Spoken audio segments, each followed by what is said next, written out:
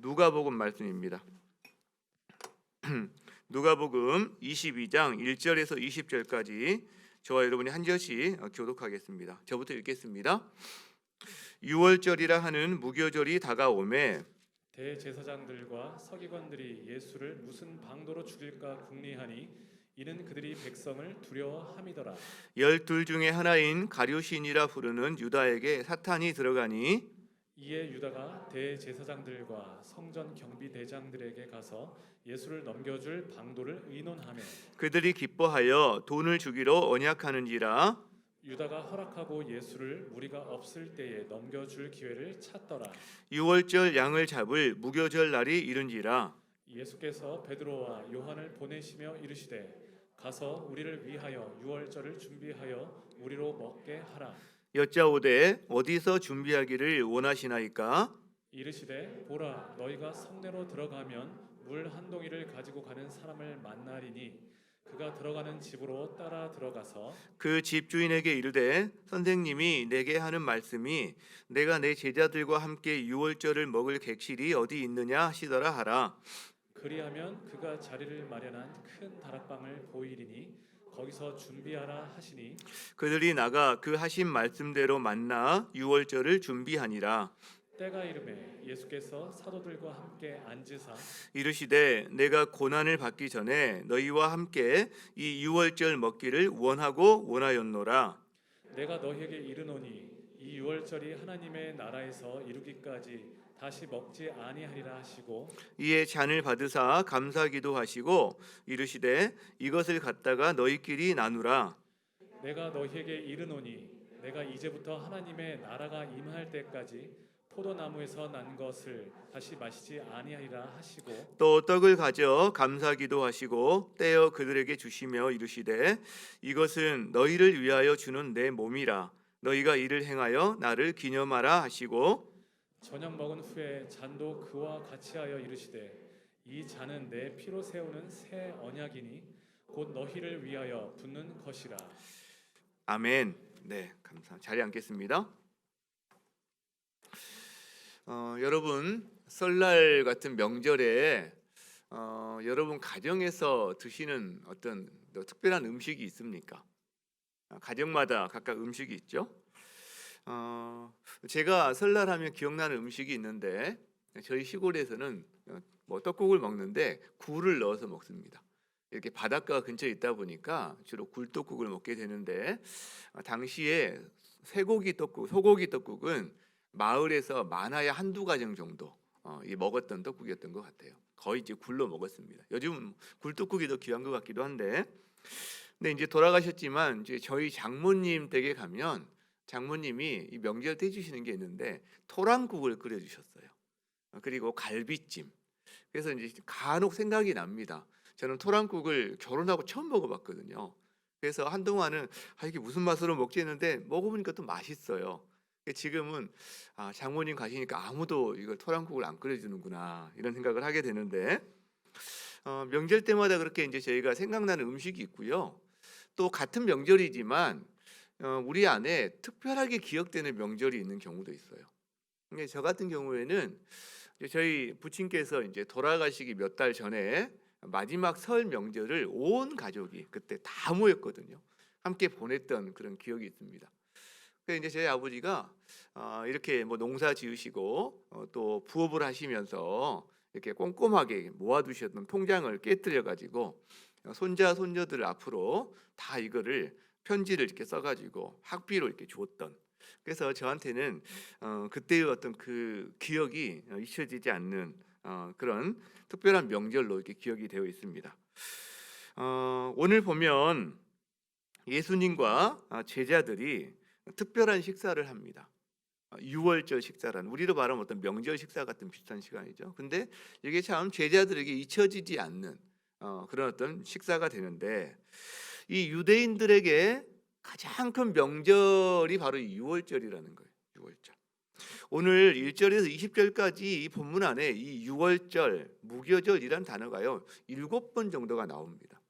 1절에도 뭐 유월절이라 하는 무교절이 다가오매 7절에도 유월절 양을 잡을 무교절 날이 이른지라 이렇게 한 7번 정도가 나오는데, 그럼 이 유월절 또 무교절이란 말도 따라 나오는데 이게 무교절이 뭐냐라는 거죠. 자, 유대인이 이 유월절을 보내는 독특한 역사적인 배경이 있습니다. 이 유월절을 우리나라 명절과 한번 비교해 본다면 아마 우리나라 설날 플러스 광복절 정도를 합친 개념이 아닐까라는 생각을 해요. 그러니까 유대인의 유월절은 유대 달력으로는 새해 첫 해입니다. 그리고 가장 큰 명절이에요. 그렇기 때문에 우리 설날과 좀 비슷하고요.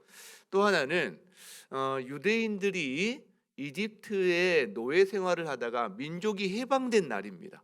그러니까 우리로서는 광복절 같은 이 두 가지 개념이 합쳐진 그런 명절이 아닌가 싶은데, 이게 출애굽기에 보면 그 기원이 어떻게 된 건지 나옵니다. 이스라엘 백성들이 400년 정도를 지금 이집트 사람들 아래에서 노예 생활을 하고 있는 때입니다. 하나님께서 이제 그들을 구출하고 해방을 시키시려고 하시는데, 그런데 문제는 이집트 사람들이 이 노예들을 놔주지를 않습니다. 여러분, 한 사람의 일손만 있어도 얼마나 큰 도움이 됩니까? 그런데 거의 100만, 200만 명의 사람들을 지금 노예로 부리고 있는데 놔주겠어요? 절대 안 놔줍니다. 그래서 결국 하나님께서 그들에게 재앙을 하나 둘 내리고 10가지 재앙을 내려서 두 손 두 발 다 들게 한 다음에 그 다음에 이 이집트로부터 이스라엘 사람들 구출하시는데, 이 마지막 10번째 재앙이 무슨 재앙이냐면 모든 처음 난 것의 장자들을 다 죽이는 재앙을 내리십니다. 이집트에서 난 것이면 왕이든 감옥에 있는 사람이든 심지어 가축에게서라도 처음 난 것은 다 죽이는. 근데 문제는 이스라엘 백성들도 이집트에서 난 사람은 다 이 재앙 아래 있다는 거죠. 다 죽임당하게 생기는 상황이 된 겁니다. 근데 이때 주님께서 피할 길을 주세요. 그게 출애굽기 12장 7절에서부터 나옵니다. 한번 볼까요? 자, 그 피를 양을 먹을 집 좌우 문설주, 임방, 위아래 다 바르래요. 자, 그리고 그 밤에 고기를 불에 구워서 무교병은 누룩이 없는 떡을 무교병이라고 합니다. 효모가 없는 떡이죠. 그를 쓴 나물과 아울러 먹되 너희는 그것을 이렇게 먹을지니 허리에 띠를 띠고 발에 신을 신고 손에 지팡이를 잡고 급히 먹으라. 탈출을 해야 되니까. 이것이 여호와의 유월절이니라. 자, 그러면서 12절부터 이런 말씀을 하세요. 같이 한번 읽어보겠습니다. 12절 시작. 내가 그 밤에 애굽 땅에 두루 다니며 사람이나 짐승을 막론하고 애굽 땅에 있는 모든 처음 난 것을 다 치고 애굽의 모든 신을 내가 심판하리라. 나는 여호와라. 13절. 내가 애굽 땅을 칠 때에 그 피가 너희가 사는 집에 있어서 너희를 위하여 표적이 될지라. 내가 피를 볼 때에 너희를 넘어가리니 재앙이 너희에게 내려 멸하지 아니하리라. 해결책을 주시는 게 뭐냐면 그 가족을 대표해서 한 어린 양을 희생양으로 삼아서 잡으라는 거예요. 그리고 그 어린 양의 피를 그 문지방에다가 다 바르라는 거예요. 자, 그러면 죽음의 사자가 와서 그 집에 들어가려고 할 때 그 피를 보고 그 집을 넘어가겠다라고 말한 거죠. 그리고 그날이 되었어요. 아마 숨 죽이고 그 방 안에서 문에 피를 바른 다음에 숨 죽이고 기다리고 있었을 거예요. 과연 어떻게 될까? 근데 갑자기 여기저기서 비명과 통곡 소리가 들리기 시작하는 겁니다. 죽음의 사자가 와서 이집트 사람들의 모든 첫 번째 난 것을 다 죽이기 시작하는 거예요. 한밤중에 사람들이 놀라고 애통하고 대성통곡을 하는 소리가 여기저기서 계속 더 커지기 시작하는 겁니다. 아마 살떨리는 경험이었을 거예요. 이스라엘 백성들에게는 우리가 양을 잡아서 그 피를 발랐다는 것이 얼마나 실제적이었는지 아마 정말 모르겠어요. 주님이 말씀하신 거죠. 내가 그 피를 볼 때에 넘어가리라. 영어로는 pass over. 이게 유월절인데 한문으로 넘어가다라는 넘어가다라는 월. 좀 어렵죠? 그래서 이거를 유월절이라고 우리가 표현을 합니다. 건너다, 넘다 이런 뜻이 있는 거죠. 그리고 이 규례를 지키라고 합니다. 그래서 이스라엘 사람들은 모세 때로부터 이 예수님 이 현재까지 본문에 있는 현재까지 약 1500년 정도를 이 규례를 지킵니다. 매해. 그리고 지킬 때 6월절부터 7일 동안을 무교병, 누룩이 없는 빵을 먹는 절기로 총 8일을 지키는 거거든요. 그래서 6월절과 무교절은 같은 절기다라고 생각하시면 될 것 같아요. 그리고 지금 예수님이 제자들과 이 6월절 식사를 하려고 합니다. 그런데요. 이 6월절은 온갖 유대인들의 순례객들이 예루살렘 성전에 방문한 날이거든요. 지금 북적북적합니다. 그때 대제사장들과 서기관들이 예수를 죽일 궁리를 해요. 너무 미운 거죠. 자기의 기득권을 해쳐버리는, 없애버리는 그 사람이기 때문에 시기하는 거죠.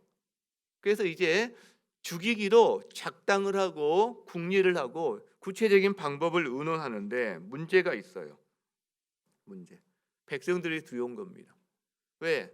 예루살렘에 와 있는 수많은 백성들 가운데 예수를 따르는 사람이 많거든요. 여기저기에 지금 로마 군병들이 잔뜩 긴장한 채로 보초를 따르고 있어요. 왜? 사람이 기록에 의하면 뭐 수십만 명, 어떤 요세푸스 기록에 의하면 250만 명까지 모인 적이 있다라고 그러는데 250만 명은 모일 수 있는 공간이 아닌데 사실 뭐 그런 생각은 들지만 적어도 이거 수십만 명의 사람들이 와 있는 상황이고 그 어느 때보다 긴장도가 높아요. 작은 사건 하나 터지면 밀란이 일어나 폭동이 일어날 수 있기 때문에 모두 긴장되어 있는 상황입니다. 그렇기 때문에 만일 예수를 잡겠다고 이 종교 지도자들이 나섰다가 그것이 뭔가 도화선처럼 터져서 폭동이 일어나거나 문제가 생기면 모든 책임을 자기가 져야 되는 상황이다 보니까 긴장하고 지금 두려워서 예수님을 잡지 못하는 상황 가운데 있는 거죠. 근데 그때 한 사람이 찾아옵니다. 이 종교 지도자들에게 가룟 유다예요. 그가 찾아와서 이런 말을 합니다. 예수님 주변에 무리가 없을 때 내가 그들을 넘겨주겠다. 얼마 줄래? 이들이 쾌재를 부르는 거죠. 잘 됐다. 우리가 방법이 없어서 지금 이걸 미루고 있었는데 드디어 이제 방법이 생겼구나 하면서 은 30을 주기로 약속합니다. 은 30은 노예 한 사람 몸값이에요. 그러니까 예수님을 노예 한 사람 몸값에 팔아 넘기는 겁니다. 그때부터 유다는 이제 예수님 주변에 무리가 없을 때 예수님을 넘겨줄 기회를 모색하기 시작합니다. 여러분 유다가 왜 그랬을까요? 유다에 대해서는 우리가 다음 본문에서 좀 더 집중적으로 함께 살피기로 하고요.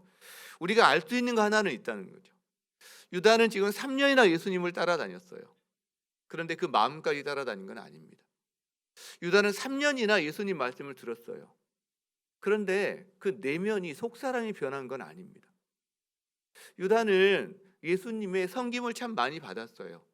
근데 유다가 예수님을 진정으로 사랑하지는 않은 것 같아요. 따라는 다녔는데 사랑하지 않는 사람인 거죠. 자, 이런 긴박한 상황에서 그 해의 6월절이 시작됩니다. 예수님은 6월절을 친히 준비하시고 제자들과 함께 6월절 식사를 하십니다. 이 과정이 쭉 기록되어 있는데 그 과정을 제가 묵상하면서 하게 된 질문들이 몇 개가 있어요. 한 3개 정도 질문을 해보았는데 오늘 그 질문을 가지고 한번 이 본문을 살펴봤으면 좋겠습니다. 자, 첫 번째 질문은 이거예요.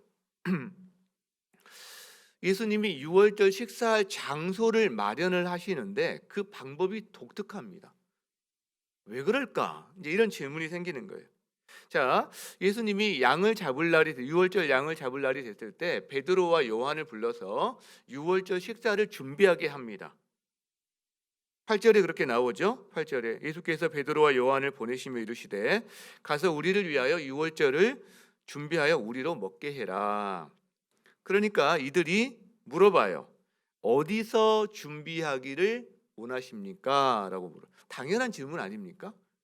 그 나이에 지금 그 예루살렘은 발디딜 틈이 없는 그런 상황이란 말이죠. 그러죠? 어디서 준비할까요? 물어봐요.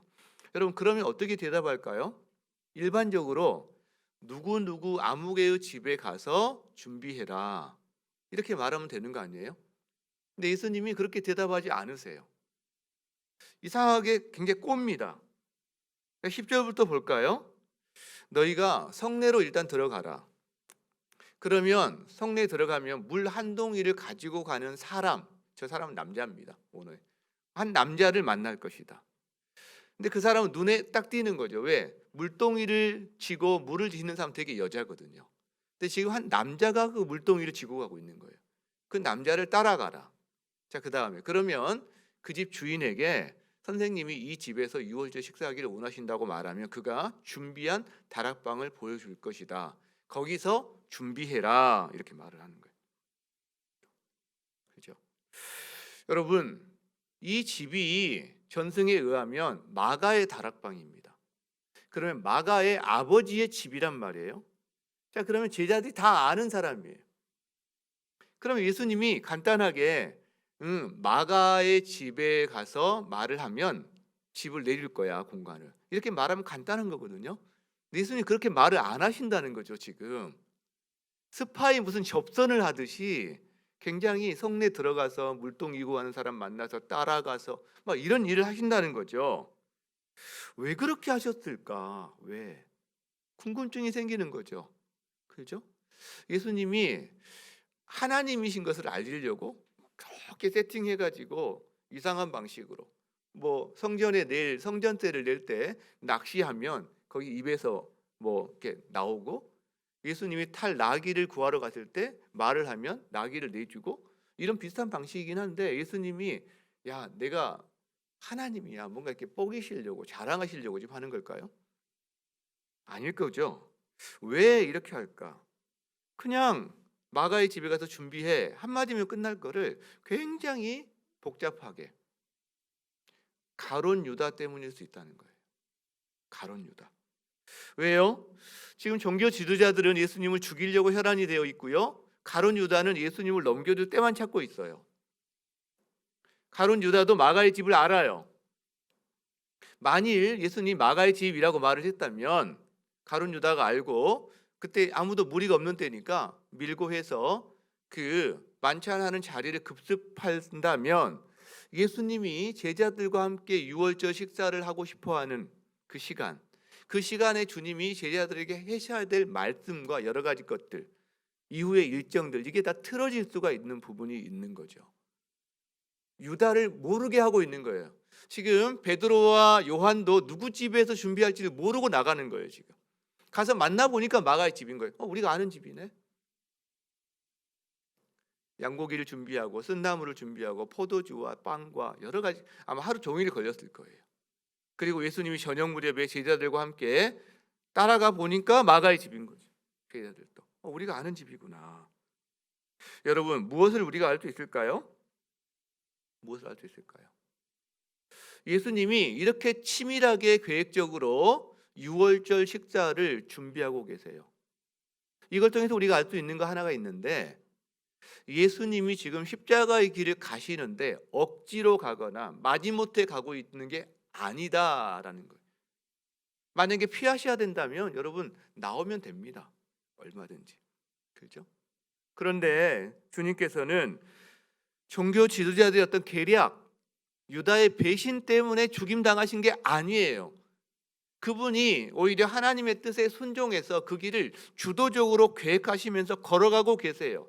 하나님의 때에 걸맞게 하나님의 방식대로 하기 위해서 순종하면서 그 길을 걸어가시는 모습을 보이고 있다는 거죠. 피하지 않습니다. 자신의 운명을.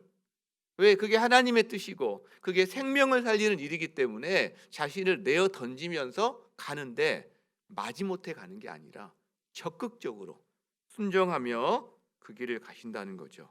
그래서 친히 안전한 장소를 준비하시고 거기서 주님의 계획에 따라 제자들과 이 긴밀한 시간을 갖기 시작합니다. 자, 두 번째 질문이 있어요. 이제 유월절 식사를 하시는데 하시기 전에 주님이 15절에 보면 이런 말씀을 하시거든요. 내가 고난을 받기 전에 너희와 함께 이 유월절 먹기를 원하고 원하였다. 원하고 원하였다. 간절히 원했다. 이 유월절 식사가 나의 소원이었어. 이런 말씀을 하고 계신단 말이에요. 그러니까 이제 궁금해지는 거죠. 아니, 왜 주님이 그토록 원하셨지? 이런 표현까지 쓰시지? 이런 생각을 질문을 해보게 됩니다. 자, 그 전에 먼저 이제 시간이 되어서 아마 저녁 무렵이 되어서 예수님이 제자를 이끌고 준비된 장소에 오셨을 거예요. 아마 목요일 저녁이었을 겁니다. 그리고 식사가 시작이 되는데 유월절 식사는 저물 무렵에 시작해서 한밤중 전에 이제 끝내는 게 유월절 식사인데, 일정한 어떤 전에 오는 형식들이 있습니다. 전승에 의하면, 유대인의 전승에 의하면 이 유월절 식사는 4번의 포도주와 함께 이 식사가 진행이 됩니다. 4번의 포도주와 함께. 첫 번째 포도주를 따르면서 처음에는 이제 불을 밝혀요. 특별한 의식용의 이게 불을 밝히, 우리가 뭐 촛불을 밝히듯이 불을 밝히고, 그리고 이제 첫 번째 포도주 잔을 따르면서 축사하면서 포도주 잔을 마십니다. 그리고 이제 식사가 시작이 돼요. 식사를 하던 중간쯤에 두 번째 포도주 잔을 마시면서 가장 어린 아이가 부모님에게 질문을 합니다. 오늘 저녁은 다른 저녁과 왜 다른 거죠? 질문을 하면 아버지가 거기에 대해서 이 유월절의 어떤 역사적인 어떤 사건들과 의미를 설명을 해줍니다. 이거를. 그렇죠? 그리고 나서 이제 식사가 진행되면서 세 번째, 거의 식사가 거의 마쳐질 때쯤에 세 번째 포도주잔을 들면서 함께 찬양을 합니다. 그리고 완전히 식사가 마쳐지면 이제 네 번째 포도주잔을 듣는 걸로 해서 이 식사가 마쳐지는데, 예수님의 성만찬이요 실제 식사였어요. 우리가 교회에서 하는 성만찬은 이 전병이라든가 이런 걸 가지고 이제 그걸 약식화해서 하는 방식이었는데, 예수님은 실제 식사를 통해서, 그것도 그들이 1500년 정도 모세 때로부터 예수님의 때까지 계속 해왔던 이 유월절 식사를 그대로 가져다가 거기에 새로운 의미를 부여하셨죠. 그렇기 때문에 저는 그런 생각이 이 말씀을 묵상하면서 들어요. 예수님의 이 성만찬을 우리도 좀 그대로 가져다가 이거를 한번 해보면 어떨까, 이런 생각을 한번 해보게. 특별히 식사를 실제로 시도하면서 애찬식을 갖는다면 의미가 있지 않을까, 이런 생각을 해보게 됩니다. 명절 때 음식이 생각나듯이 또 어떤 음식을 보면 그때 그 명절의 분위기가 저절로 생각이 나듯이, 여러분도 뭘 보면 그 사람이 떠오르는 게 있죠. 그런 것처럼 이 예시가 안에 이걸 담아놓은 거거든요. 그렇기 때문에 우리도 실제 식사를 하면서 가정마다 특별한 어떤 음식들을 마련해서 우리가 그때마다 이 절기를 우리가 지킬 수 있다면, 그러면 주님의 의도와 좀 가깝지 않을까, 이런 생각을 좀 해봅니다. 이번 고난 주간에는 성금요 예배를 저희가 성만찬이 없어서 토요일 예배로 대체하기 때문에 성만찬이 없습니다. 그래서 오히려 우리가 가정에서 금요일 날 한번 저희들이 순서를 이렇게 마련해 드리면 우리가 한번 가정에서 해보면 어떨까. 작년 겨울엔 저희가 애찬식 세트를 드렸는데, 애찬식 세트가 아니라 실제 식사를 여러분이 준비하고 우리는 그 순서를 잘 한번 이것에 만들어서 공유해서 시도해보면 어떨까, 이런 생각들을 해보는데, 그렇게 해서 만일 우리 자녀들 안에 이것이 저희가 설 명절에 대한 기억이 있는 것처럼 이 자녀들 안에 고난주간과 그 다음에 가정에서 드리는 애찬식의 이 개념이 있다면, 그래서 주님을 기억할 수 있다면 이것도 의미가 있을 수 있겠다. 또 몇 가정이 모일 수도 있고요. 이런 것들이 우리가 훈련이 된다면 목장에서 할 수도 있고요. 한번 시도해보면 좋겠다는 생각을 해보게 됐습니다. 자, 다시 돌아와서 예수님이 이 식사 자리를 원하셨다라고 그래요. 원하셨다. 간절한 소원이셨다. 왜 그토록 간절하셨을까요? 이유가 뭘까? 저는 그 이유를 한 2가지 정도 생각을 해보았어요. 자, 16절에 보면 이런 말씀이 있습니다.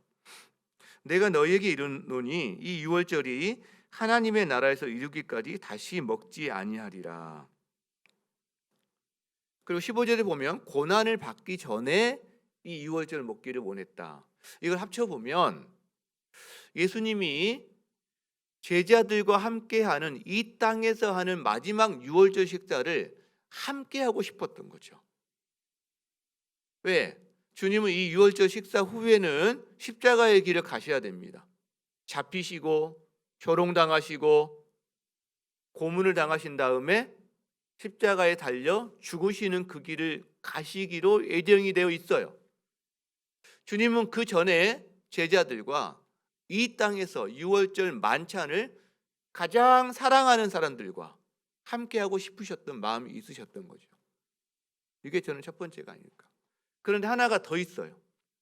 단순히 그 유월절 만찬을 먹고 마시는 것 정도가 아니라 그 만찬을 통해서 주님이 제자들에게 알려주고 싶은 것, 하시고 싶은 어떤 메시지가 있었다라는 거예요. 이 유월절 만찬을 통해 정말 누가복음에는 간략하게 기록되어 있거든요.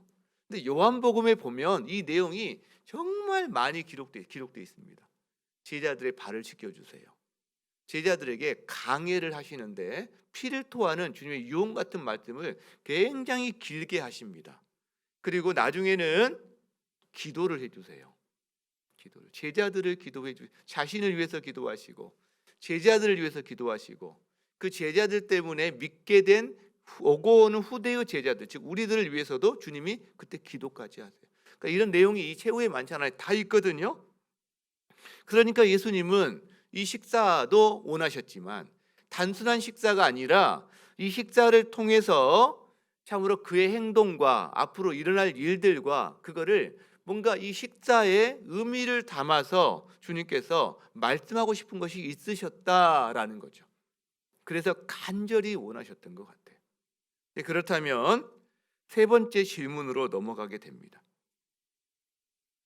예수님이 1500년 동안 해오던 이 유월절 예식을 이제 예수님이 자신을 기념하는 예식으로 바꾸고 계시는데 이 성만찬, 유월절 예식을 성만찬으로 바꾸고 계시는데 이 성만찬을 통해서 주님이 제자들에게 주시고자 하는 메시지가 무엇이었을까라는 질문을 당연히 해보게 된다는 거죠. 그 메시지가 정확하게는 하나지만 한 두 가지 정도로 우리가 나눠서 볼 수 있다 생각합니다. 자, 메시지 한번 따라합니다. 내가 바로 유월절 어린 양의 실체다. 한 번 더 다시 할까요? 내가 바로 그 유월절 어린 양이야. 네, 이 말씀을 주님이 하시고 싶었다라는 거예요. 19절을 봅니다. 19절.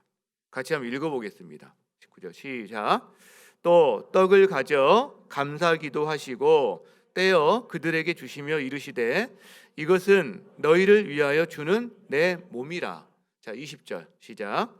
저녁 먹은 후에 잔도 그와 같이 하여 이르시되 이 잔은 내 피로 세우는 새 언약이니 곧 너희를 위하여 붓는 것이라. 이 말씀을 해주십니다. 이 말씀을 하시고 싶은 거예요.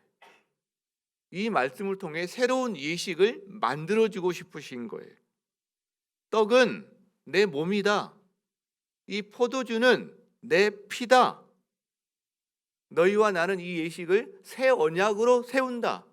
예전에 양의 피로, 어린 양의 피로 너희가 광야에 세웠던 옛 언약 대신 이제 나의 피로, 하나님의 피로 너희와 새 언약을 세운다.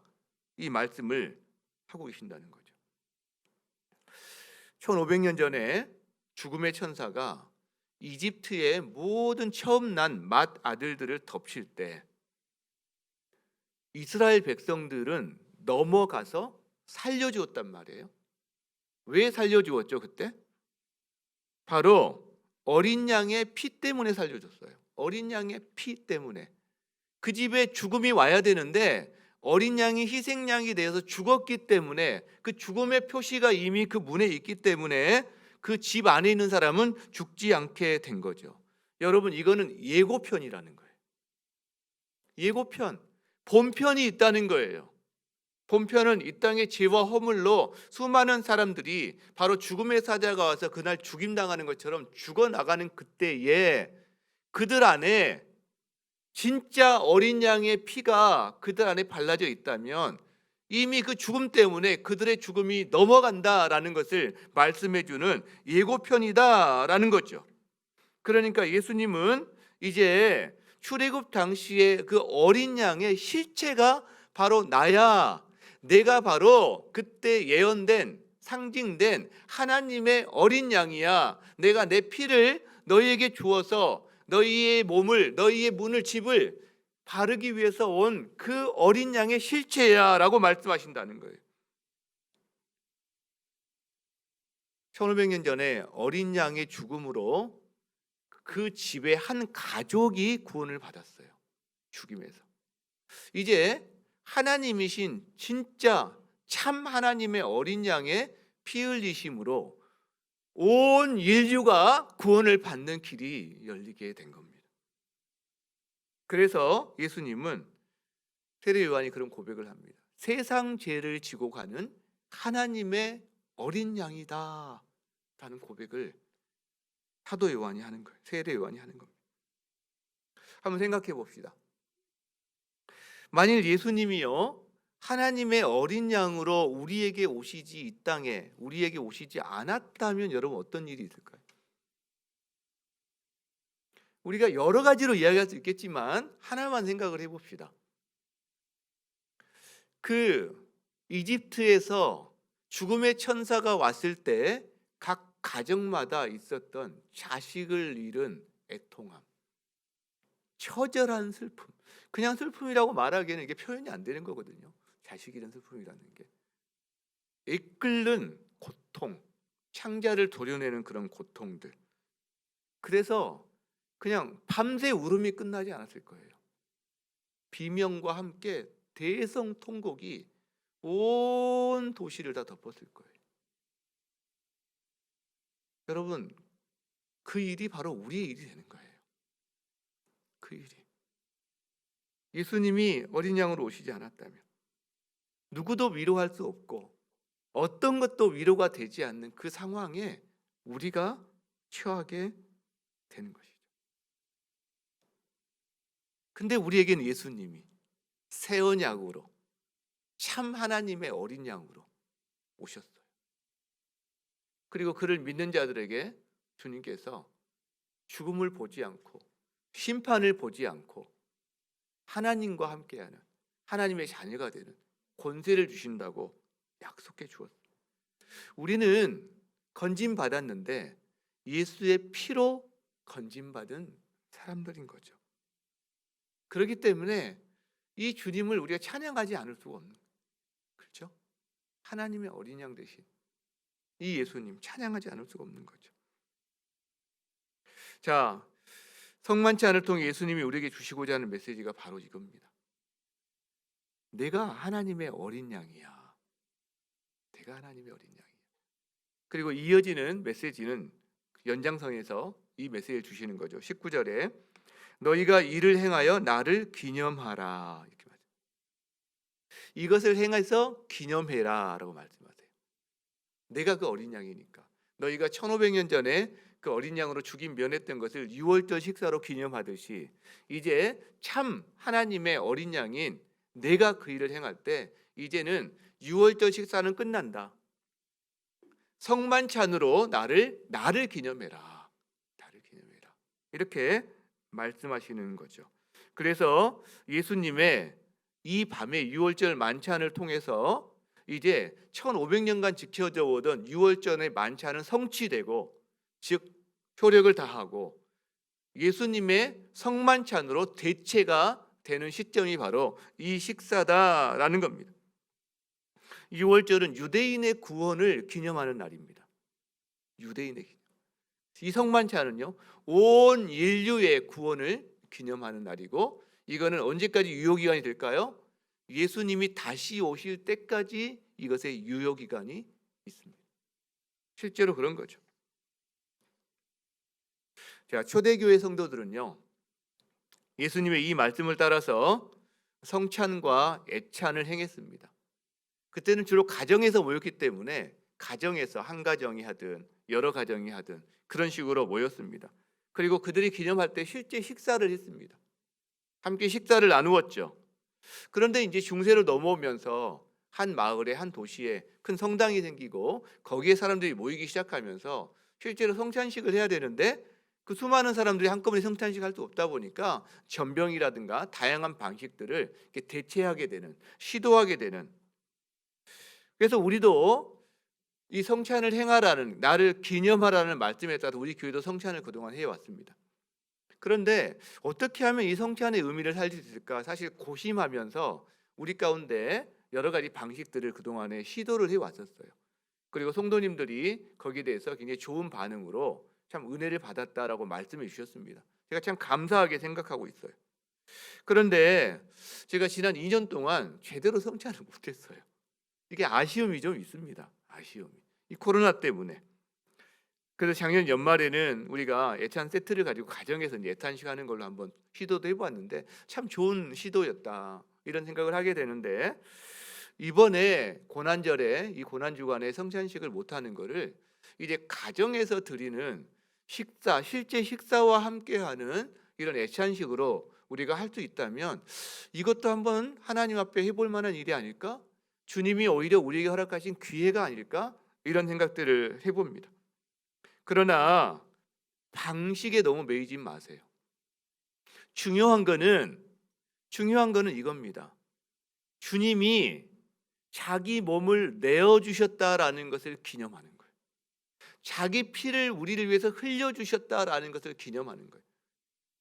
방식은 우리가 전병 하나를 먹든 식사를 하든, 제가 뭡니까 그 성지의 땅 이스라엘 한번 간 적이 있었는데, 그때 한 장소에서 제가 성찬을 행했거든요. 그때 뭐가 있나요? 없죠. 그러니까 빵 하나 놓고 포도주스 하나 놓고, 그때 진짜 포도주였나?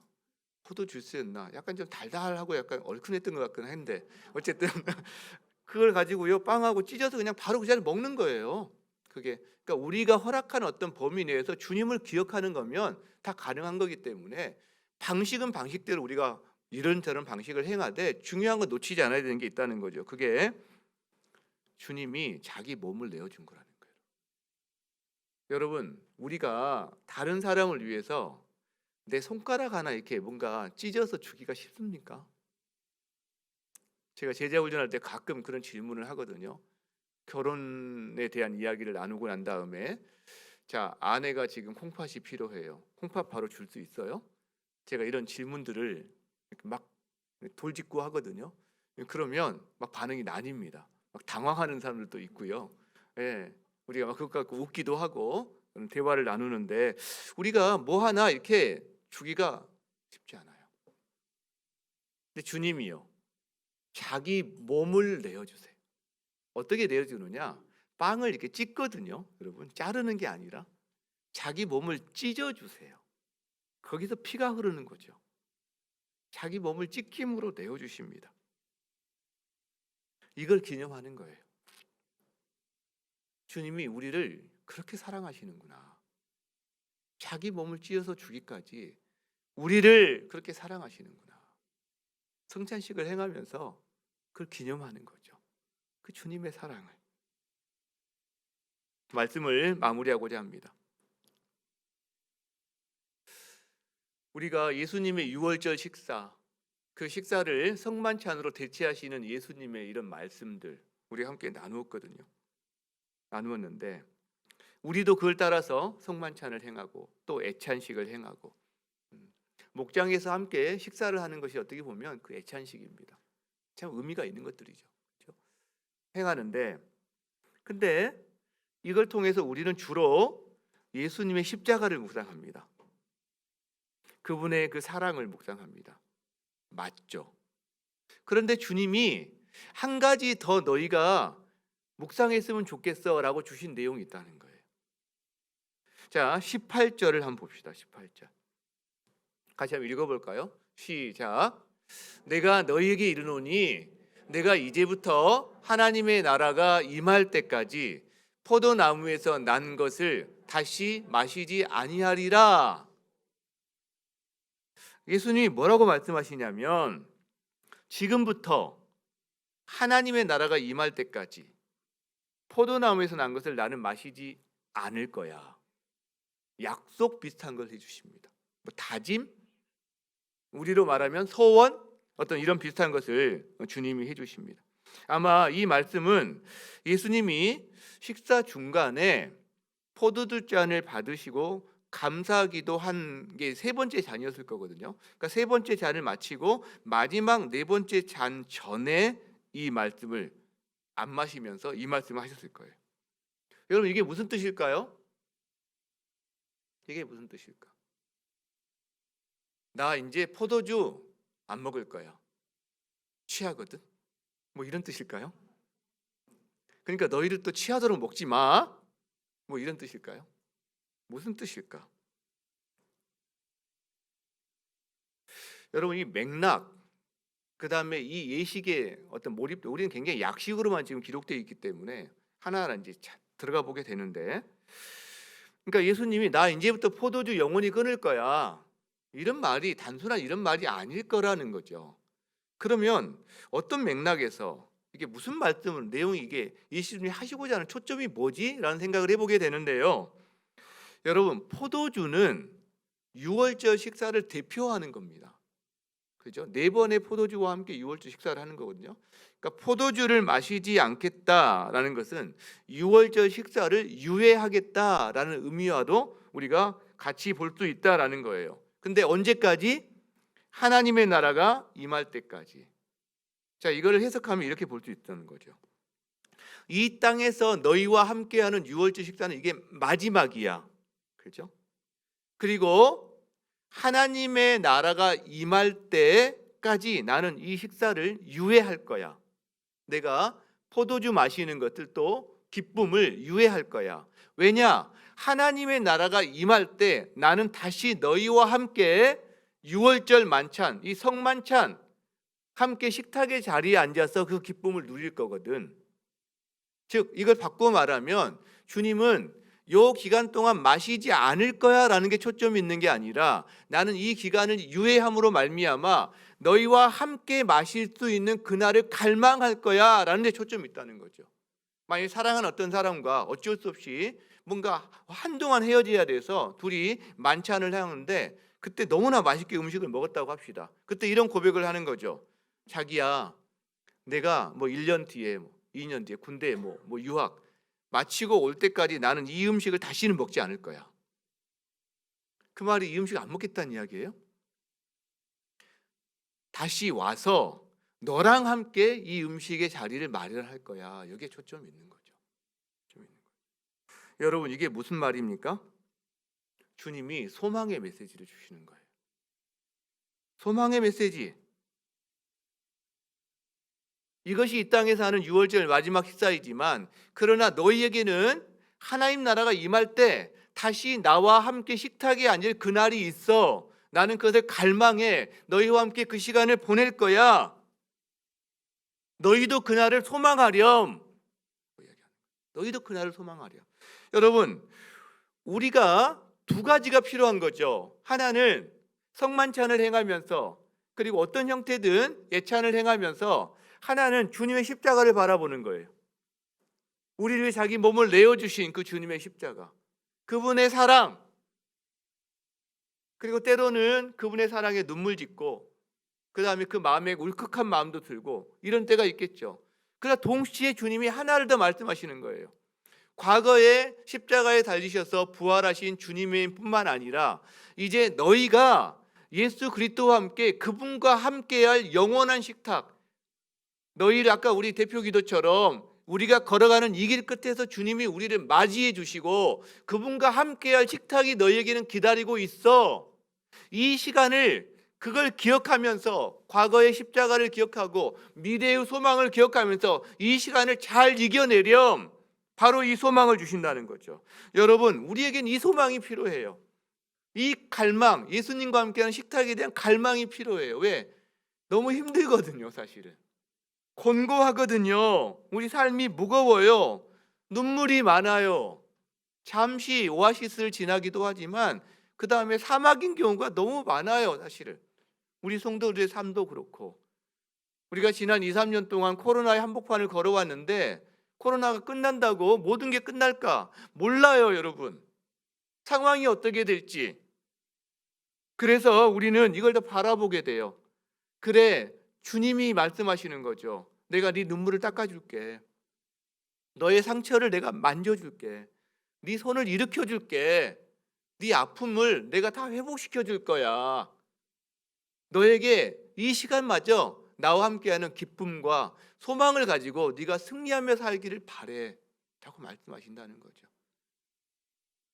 성만찬은 단순히 과거를 회상하거나 미래만을 바라보고 그냥 붕 떠서 살아가는 게 아니라 과거를 회상함으로 주님의 사랑 때문에 오늘을 살고 미래를 소망하는 그 힘 때문에 오늘을 살고 실제적으로 주님의 그 사랑과 능력이 오늘을 우리를 살게 하는 힘이 된다라는 거죠. 이 은혜가 여러분의 삶에 가득하기를 주의 이름으로 축원합니다. 우리 함께 찬양합시다. 6월절 어린 양의 피로 나의 삶의 문이 열렸네. 저 어둠의 권세는 힘이 없네. 주 보혈의 능력으로. 여러분, 원수가 여러분 정죄할 때 이미 주님이 다 하셨어요. 이미 다 하셨어요. 우리가 복음기도 첫 번째에서 내가 그리스도 안에서 하는 어떤 일도 주님이 나를 더 사랑하시도록 할 수 없고 내가 하는 어떤 일도 주님이 나를 덜 사랑하시도록 할 수 없습니다. 왜? 주님이 십자가에서 다 하셨거든. 이 은혜를 기억하시면서 이 찬양으로 나가겠습니다. 함께 찬양합니다. 6월절 어린 양의 피로 나의 삶의 문이 열렸네. 저 어둠의 권세는 힘이 없네. 주 보혈의 능력으로 원수가 날 정죄할 때에도 난 의롭게 설 수 있네. 난 더 이상 정죄함 없네. 난 주 보혈 아래 있네. 난 주 보혈 아래 있네. 그 피로 내 죄사했네. 하나님의 긍휼 날 거룩해 하시었네. 난 주 보혈 아래 있네. 난 원수의 어떠한 공격에도 더 이상 넘어지지 않네. 난 주 보혈 한 번 더 찬양합니다. 6월절 어린 양의 피로 나의 삶의 문이 열렸네. 저 어둠의 권세는 힘이 없네. 주 보혈의 능력으로 원수가 날 정죄할 때도 난 의롭게 설 수 있네. 난 더 이상 정죄함 없네. 난 주 보혈 아래 있네. 난 주 보혈 아래 있네. 그 피로 내 죄 사했네. 하나님의 긍휼 날 거룩해 하시었네. 난 주 보혈 아래 있네. 난 원수의 어떠한 공격에도 더 이상 넘어지지 않네. 난 주 보혈 아래 있네. 아멘, 아멘. 주신 말씀을 기억하면서 하나님 앞에 감사와 찬양으로 또 여러분을 괴롭히는 원수의 공격이 있다면 끊어내시기 바랍니다. 너는 권리가 없어. 예수님이 이미 다 치르셨거든. 이 시간에 함께 기도하며 나가겠습니다. 함께 기도하겠습니다. 살아계신 하나님 아버지,